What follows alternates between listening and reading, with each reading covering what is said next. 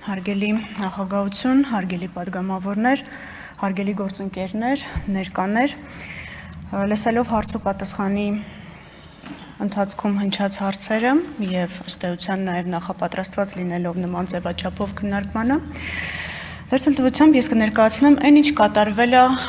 մինչեւ չեմ անդրադառնա նրան, ինչ կատարվել է մինչև 2022 թվականը, վստահ եմ ինձնից լավ եք տիրապետում ամեն ինչին։ Ես կանդրադառնամ, թե ինչ է արել դատախազությունը 2022 թվականի սեպտեմբերից մինչ օրս եւ մի շարք լիազորություններ ունի դատախազությունը, գիտեք, ինչպես մեղադրանքում դատարանի պաշտպանությունը, այնպես էլ պետական շահերի պաշտպանությունը, այնպես էլ դատախազն ունի բացառիկ լիազորություններ վերացնելու միջդատական վարույթի ընթացքում կայացված որոշումները։ Ձեր թույլտվությամբ ես կանդրադառնամ դրան եւ հետո հարց ու պատասխանի ձևաչափով արդեն նաեւ կխոսենք քննության ուղղության եւ վեկտորի մասին, որի վերաբերյալ հարց արդեն հնչեց։ Նախ հիշեցնեմ, որ Սահմանադրական դատարանի 2021 թվականի մարտի 26-ի որոշմամբ քրեական օրենսգրքի 300 պրիմ հոդվածը դա սահմանադրական կարգը տապալելն էր, ճանաչվեց Սահմանադրության 78 եւ 79 հոդվածներին հակասող եւ անվավեր։ Սահմանադրական դատարանի որոշման հիման վրա առաջին ատյանի դատարանը 2021 թվականի ապրիլի 6-ին մեղադրյալներ Ռոբերտ Քոչարյանի, Սեյրան Օհանյանի եւ Յուրի Խաչատուրովի նկատմամբ նախկին քրեական օրենսգրքի 300 պրիմ հոդվածի առաջին մասով եւ Արմեն Գևորգյանի նկատմամբ նույն հոդվածի օժանդակության մասով քրեական հետապնդումը դադարեցրեց։ Դատարանը փաստեց, որ հանցագործության դեպքը բացակայում է եւ այդ մասով գործի վարույթը կենթակա է կարճման։ Վերոնշյալ որոշման դեմ բոլոր կողմերը ներկայացրեցին վերաքննիչ բողոք։ Վերաքննիչ բողոքները մերժվեցին, առաջին ատյանի դատարանի դատական ակտը մնաց անփոփոխ։ Վերաքննիչ դատարանի որոշման դեմ վճռաբեկ բողոք ներկայացրեց արդեն գլխավոր դատախազը, խնդրելով բեկ անել ստորադաս դատարանների դատական ակտերը եւ գործն ուղարկել նոր քննության։ Վճռաբեկ դատարանի 2022 թվականի մարտի 18-ի որոշմամբ գլխավոր դատախազի բողոքն ընդունվեց վարույթ։ Վճռաբեկ դատարանը 2024 թվականի հունվարի 19-ի որոշմամբ որոշեց, որ պետք է դիմի Սահմանադրական դատարան նախկին քրեական դատավարության օրենսգրքի մի շարք հոդվածների, դրանք դատավարական հոդվածներ են, ձեր ժամանակը դրա վրա չծախսեմ,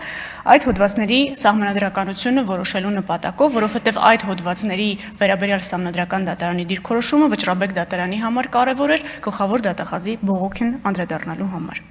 Սահմանադրական դատարանի 2024 թվականի հուլիսի 22-ի որոշմամբ նախկին քրեական դատավարության օրենսգրքի 309 պրիմ հոդվածի 3-րդ մասը ճանաչվեց Սահմանադրությանը համապատասխանող այն մեկնաբանությամբ, որ մեղադրողը կարող է մինչև դատարանի խորհրդակցական սենյակ հեռանալը փոխել ամբաստանյալին առաջադրված մեղադրանքը։ Նրան մեղսագրվող արարքի իրավական որակումը,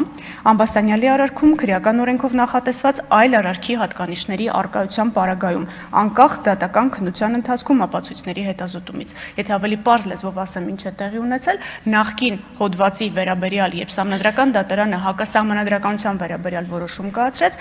հետագայում բարձր դատարաններն ասացին, որ դատախազն իրավասու է փոխելու մեղադրանքը նույն փաստական տվյալների առկայության պայմաններում այլ հոդվածով որակել արարքը։ Բարձրագույն դատական խորհրդի որոշման հիման վրա գործը քննող դատավորի լիազորությունները նախկինում, որ քննել էր գործը մինչև 2021 թվականը, դադարեցվեցին։ Եվ քրեական գործը 2024 թվականի սեպտեմբերի 2-ին մակագրվեց Երևան քաղաքի ընդհանուր իրավասության առաջին ատյանի քրեական դատարանի մեկ այլ դատավորի։ 2024 թվականի սեպտեմբերի 12-ին Վճռաբեկ դատարանը դատախազի բողոքի հիման վրա բեկանեց Երևան քաղաքի առաջին ատյանի ընդհանուր իրավասության դատարանի 2021 թվականի ապրիլի 16-ի որոշումը եւ այն անփոփոխ թողնելու մասին վերաքննիչ քրեական դատարանի 2021 թվականի նոյեմբերի 26-ի որոշումը։ Գործն ուղարկվեց հակակոռուպցիոն դատարան նոր քննության։ Բոլոր նիստերը լուսաբանվում են, նիստերի վերաբերյալ կարծում եմ ամբողջությամբ համապարփակ տեղեկացված են եւ տուժողի իրավահաջորդները եւ հանրությունը։ Բայց ուղղակի կնշեմ, որ ի թիվս այլնի Վճռաբեկ դատարանն արձանագրեց, որ Սահմանադրական դատարանի 2024 թվականի հուլիսի 22-ի որոշման լույսի ներքո, եթե մեղադրողը գտնում է, որ կատարված արարքը կարող է որակվել քրեական օրենսգրքի այլ հոդվածով, ապա իրավասու է մեղադրանքի լրացմանը կամ փոփոխման ուղղված քայլեր ձեռնարկել։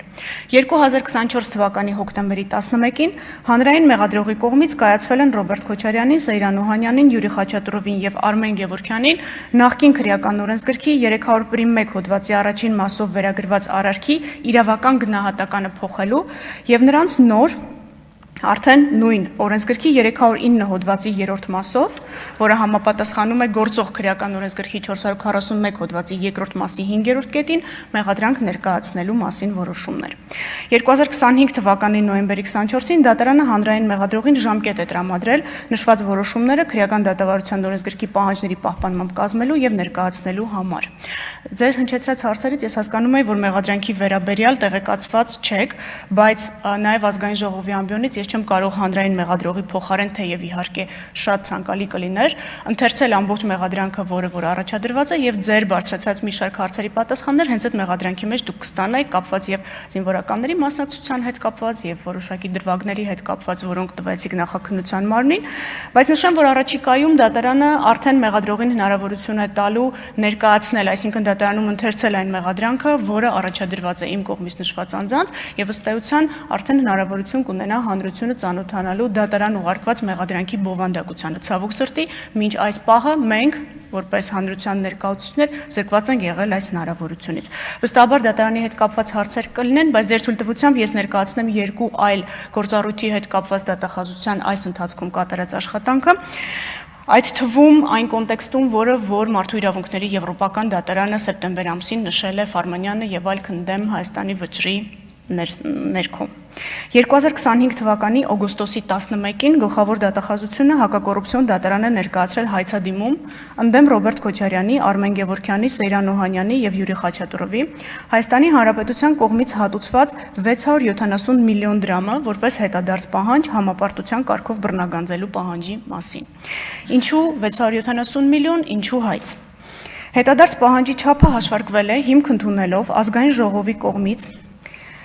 2019 թվականի հունիսի 4-ին ընդունված 2008 թվականի մարտի 1-ից 2-ը Երևան քաղաքում տեղի ունեցած իրադարձությունների ժամանակ տուժած անձանց աջակցության մասին օրենքը։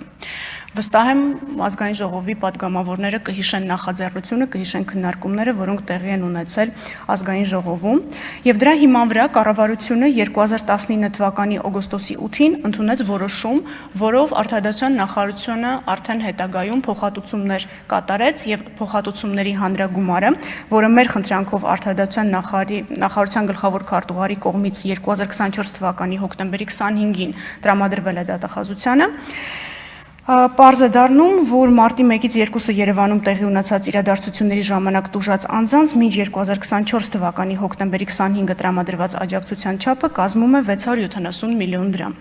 Գլխավոր դատախազությունը նաև ներկայացրել է հայցի ապահովման միջոց կիրառելու վերաբերյալ միջնորդություն, խնդրելով հայցագնի 670 միլիոն դրամի չափով արգելանք դնել պատասխանողներ Ռոբերտ Քոչարյանին, Արմեն Գևորգյանին, Սեյրան Օհանյանին, Յուրի Խաչատուրովին պատկանող գույքերի վրա։ Հակակոռուպցիոն դատարանի 2025 թվականի օգոստոսի 13-ի որոշմամբ հայցադիմումն ընդունվել է վարույթ։ Հայցի ապահովման միջոց կիրառելու վերաբերյալ միջնորդությունը բավարարվել է։ Սա նշանակում է, որ հայցապահանջի չափով նշված անձանցից համապարտության կարգով բռնագանձման ենթակագումարը սառեցվել է։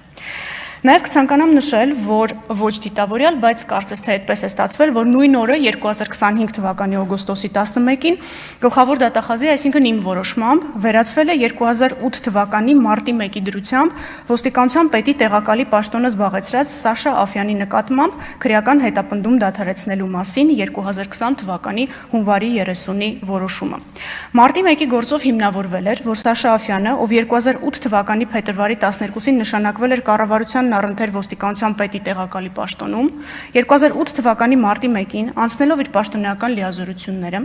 այլ անձանց հետ հանցակցությամբ կազմակերպել է ոստիկանության տարբեր ստորաբաժանումների կողմից բռնության եւ հատուկ միջոցների գործադրմամբ զուգորդված Երևան քաղաքի Ազատության հրապարակում նստացույց անող խաղաղ ցուցարարներին ցրելու,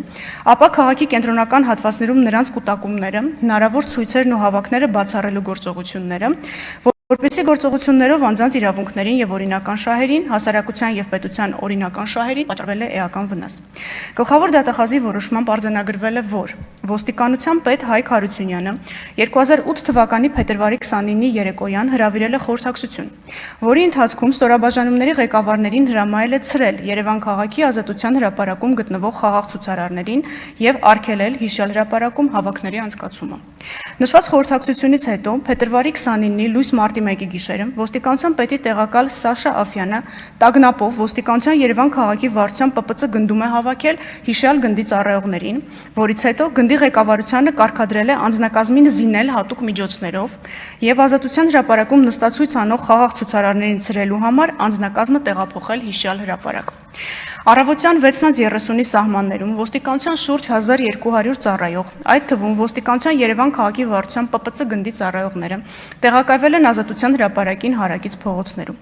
որից հետո ոստիկանության Երևան քաղաքի վարչության ՊՊՑ գնդի ծառայողները Սաշա Աֆյանի կազմակերպմամբ ոստիկանության մասին օրենքի 29 հոդվածով նախատեսված ֆիզիկական ուժ եւ հատուկ միջոցներ գործադրելու հիմքերի բացակայության պայմաններում մուտք են գործել հրապարակ։ Ակնհայտորեն դուրս գալով իրենց լիազորությունների շրջանակից, որը զուգորդվել է բռնության, ֆիզիկական ուժի եւ հատուկ միջոցների ապօրինի գործադրմամբ։ Ցրել են նստացույց իրականացնող հարյուրավոր խաղաղ ցուցարարներին եւ հարկադրաբար դուրս են հանել հիշյալ հրապարակից։ Նույն ժամանակ ոստիկանության մյուս ստորաբաժանումները քաղաքացիների հետագա կուտակումներն ու հավաքները հրապարակում կանխելու նպատակով շրջափակել են Ազատության հրապարակը եւ թույլ չեն տվել քաղաքացիների մուտքը հրապարակ։ Նստացույց անող անձանց Ազատության հրապարակից բռնությամբ տարհանելուց հետո Սաշա Աֆյանի եւ այլ անձանց կազմակերպմամբ ոստիկանական ուժերը շարունակել են բռնության եւ հատուկ միջոցների գործադրմամբ հետապնդել քաղաքացիներին քաղաքի կենտրոնական հատվածներում, նրանց կուտակումները, հնարավոր ցույցերն ու հավաքները բացառելու համար։ Ոստիկանության կողմից Ազատության հրապարակում եւ հարակից փողոցներում կատարված գործողությունների արդյունքում 3 տասնյակից ավելի քաղաքացիների առողջությամբ պատճառվել է թեթև եւ միջին աստիճանի մարմնական վնասվածքներ, որպեսզի գործողություններով անձանց իրավունքներին եւ օրինական շահերին, հասարակության եւ պետության օրինական շահերին պատճառվել է էական վնաս։ 2019 թվականի հոկտեմբերի 26-ին որոշում էր կայացվել Սաշա Աֆյանին նախկին քրեական օրենսգրքի 38-309 հոդվածի երկրորդ մասով որպես մեղադրյալ ներգրավելու մասին եւ նույն օրը առաջադրվել էր մեղադրանք։ 2003 թվականի ապրիլի 18-ին ընդունված քրեական օրենսգրքի 309 հոդվածը հիշեցնեն պատասխանատվություն է նախատեսում պաշտոնատար անձի կողմից դիտավորությամբ այնպիսի գործողություններ կատարելու համար, որոնք ակնհայտորեն դուրս են եկել նրա լիազորության շրջանակից եւ էական վնաս են պատճառել անձանց կազմակերպությունների իրավունքներին եւ օրինական շահերին, հասարակության եւ պետության օրինական շահերին։ Հոդվածի երկրորդ մասով նախատեսված է լիազորություններ անցնելու որակյալ հանցակազմը, այն է նույն արարքը, որը զուգորդվել է բռնություն, զենք, հատուկ միջոցներ գործադրելով։ Գլխավոր դատախազի որոշմամբ արձանագրվել է նաև, որ մեղադրյալ Սաշա Աֆյանը իր ցուցմունքով խնդրել է իր նկատմամբ նախկին քրեական օրենսգրքի 38-309 հոդվածի երկրորդ մասով հարուցված քրեական հետապնդումը դադարեցնել վաղեմության ժամկետն անցած լինելու հիմքով։ Սակայն գտնելով, որ մեղադրյալ Սաշա Աֆյանի կողմից բռնություն, զենք կամ հատուկ միջոցներ գործադրելով զուգորդված պաշտոնական լիազորություններն անցնելը ավարտվել է 2008 թվականի մարտի 1-ին, հետևաբար Սաշա Աֆյանին քրեական պատասխանատվության ենթարկելու նախկին քրեական օրենսգրքի 75 հոդվածի առաջին մասի 3-րդ կետով սահմանված վաղեմության ժամկետն անցել է, վարույթն իրականացնող քննիչը 2020 թվականի հունվարի 30-ին կայացրել էր որոշում եւ Սաշա Աֆյանի նկատմամբ դադարեցրել էր քրեական հետապնդումը վաղեմության ժամկետն անցած լինելու հիմքով։ Եվ նույն տրամաբանությամբ հսկող դատախազը հաստատել էր որոշման օրինականությունը։ Մինչդեռ գլխավոր դատախազը գտավ, որ երկու որոշումներն էլ կայացվել են ապօրինի։ Ինչ դրեց գլխավոր դատախազն իր որոշման հիմքում։ Նշեմ, որ քրեական օրենսգրքի 309 հոդվածի երկրորդ մասով հարուցված հանրային քրեական հետապնդումը դադարեցնելու մասին վարույթն իրականացնող քննիչի 20 թվականի հունվարի 30-ի որոշումը եւ այն չվերացնելու մասին հսկող դատախազի վարույթային ակտը հիմնավոր եւ օրինական չեն եւ այս հիմքով ենթակա են վերացման։ Գլխավոր դատախազն իր որոշման հիմքում ի թիվս ներպետական օրենսդրության միջազգային փաստաթղթերի եւ մարդու իրավունքների եվրոպական դատարանի Մուշեղ Սաղաթելյանն ընդդեմ Հայաստանի գործով վճռի դրել է վճռաբեկ դատարանի 2023 թվականի դեկտեմբերի 23-ի որոշումը, որի համաձայն առնվազն 2003 թվականի ապրիլի 18-ին ընդունված քրեական օրենսգիրքն ուժի մեջ մտնելու 2003 թվականի օգոստոսի 1-ի դրությամբ արկա է եղել խոշտանգման կամ դրան հավասարեցված վերաբերմունքի, այդ թվում պաշտոնատար անձի կողմից բռնությամբ զուգորդված լիազորություններն անցնելու դեպքում վաղեմության ժամկետներ կիրառելու օրենսդրական արգելք։ Հետևաբար Սաշա Աֆյանին մեղսագրված է եղել արարք, որը որպես վատ վերաբերմունքի դրսևորում հավասարեցված է խոշտանգմանը։ Ինչով պայմանավորված նրա նկատմամբ հարուցված քրեական հետապնդումը չէր կարող դադարեցվել վաղեմության ժամկետներ կիրառելու օրենսդրական արգելքի պատճառով։ Նշեմ, որ առաջիկայում այս դրվագը մեղադրական եզրակացությամբ կհանձնվի դատարան։ Նշեմ նաև, որ ինչպես Եվրոպական դատարանը Ֆարմանյանը եւ այլք ընդդեմ Հայաստանի արդեն սեպտեմբերին կայացված վճռով հաստատել է, որ պատշաճ քննություն չի իրականացվել ոստիկանական բարձրագույն ղեկավարության եւ այն անձանց վերաբերյալ, ովքեր հատուկ միջոցներ գործադրելու հանձնարարություն են տվել կամ չեն պատրաստել այդ թվում երիտասարդ զինծառայողներին, քանի որ բանակի մասնակցության փաստի վերաբերյալ էլ կան տվյալներ, այս անձանց մասով քննությունը չի իրականացվել պատշաճ եւ պետք է քննության ուղղությունն այս առումով փոխվի։ Չեմ կարող նշել, թե ինչ տրամաբանությամբ է կամ ինչ պատահականությամբ է դա տեղի ունեցել, բայց գլխավոր դատախազությունը մոտ 1 ամիս առաջ արդեն քննության ուղղության հետ կապված փոփոխություններ է մտցրել քրեական գործում։ Ես նշեցի, որ օգոստոս ամսին են իմ կողմից նշված որոշումը կայացվել եւ մի շարք այլ պաշտոնատար բարձրաստիճան անձանց վերաբերյալ այս նույն տրամաբանությամբ շարունակվելու է քննությունը։ Ձեր հնչեցրած բազմաթիվ հարցերը, որոնք որ վերաբերում են քննության կոնկրետ դրվագներին, վերաբերում են մասնավոր դեպքից դեպի ընդհանուր դեպքը իրականացված քննություն, այսինքն կոնկրետ անձի կողմից կրակոց արձակելը, կոնկրետ զենքի կիրառումը եւ պարզ է, որ մոտապես 17 տարի հետո նման ճշգրտությամբ հնարավոր չի լինելու քննությունը իրականացնել, բայց մարտի 1-ի գործը չի կարող մտած լինել փակուղի, հարցնչեց առաջին զեկուցողին, որովհետև եւ Եվրոպական դատարանի վճռում է դա արձանագրված եւ արդեն գլխավոր դատախազի կողմից վերացված որոշմամբ եւ դատախազության կողմից տրված հանձնարարությամբ է արձանագրված, որ քննության ուղղությունը պետք է այլևս տարվի հակառակից, այսինքն այն պաշտոնատար անձանցից, ովքեր տվել են նման հանձնարարություններ կատարելու հրամաններ եւ հետո նոր միայն արդեն անդրադառնանք կատարողներին, որպեսզի նաեւ հնարավոր լինի ամբողջ ծավալը քննության ապահովել։